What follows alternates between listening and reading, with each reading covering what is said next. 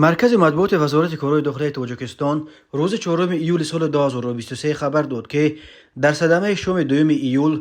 در حدود دهه شهتکیان نویه فیض‌آباد بر اثر برخورد دو ماشین اوپل استرا و اوپل وکترا 11 نفر از جمله 6 نابالغ سنشان از 2 تا 17 ساله در جای حادثه به هلاکت رسیده، 4 نفر دیگر جراحت برداشتند. قبلا درباره هلاکت 8 نفر در این صدمه مدهش خبرها به دست رسیده بود. وزارت کارهای داخلی گفت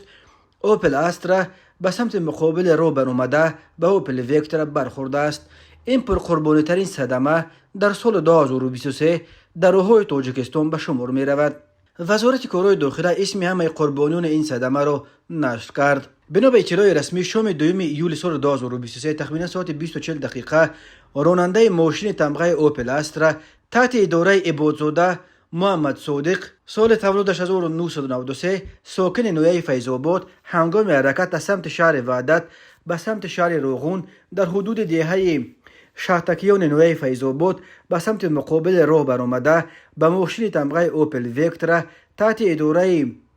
شریف باباجان سال تولدش 2004 ساکن همین نویه برخورده است. در نتیجه راننده ماشین اوپل وکترا شریف باباجان سال تولدش 2004 و مسافران ماشین مذکور شریف و زهرا سال تولدش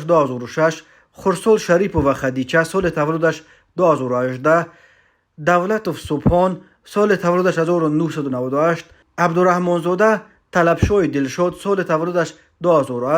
بابایف بختاور ایدی بیکویش سال تولدش 2001 ساکن نویه فیض‌آباد و مسافران ماشین تمغه اوپل استرا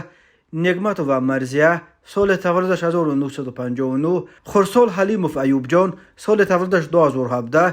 نگمت و بیبی روبیه سال تولدش 1997، شریف و شهلا سال تولدش 2007 و خرسال شریفوف عبدالسلام سال تولدش 2021 ساکنان شهر وحدت در جای حادثه به هلاکت رسیدند. راننده ماشین تمغه اوپل استرا عبادزاده و مسافران ماشین مذکور نگمت و بنفشه سال تولدش 1985، نابالغ شریفوف شاهین سال تولدش 2011 و خرسال حلیموف احمد سال تولدش 2019 ساکنان شهر وحدت جراحت‌های گوناگون جسمانی برداشته در بیمارخانه بستری گردیدند. همچنین شب 2 ایول سال 2023 تقریبا ساعت 23:55 دقیقه راننده ماشین تمغه تویوتا کامری عبداللهف اکمل خان سال تولدش 1982 ساکن شهر خوجند در حالت مستی هنگام حرکت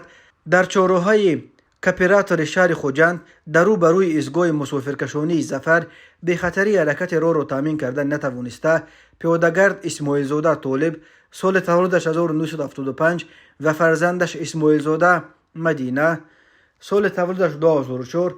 ساکنان شهر خوجند را پخش نموده است. در نتیجه پیاده‌گردان جراحت‌های وزن جسمانی برداشته در جای حادثه به هلاکت رسیدند. بنا به اطلاع دیگر وزارت کارهای داخلی روز 3 ایول سال 2023 تقریبا ساعت 11:30 دقیقه راننده ماشین تمغه اوپل استرا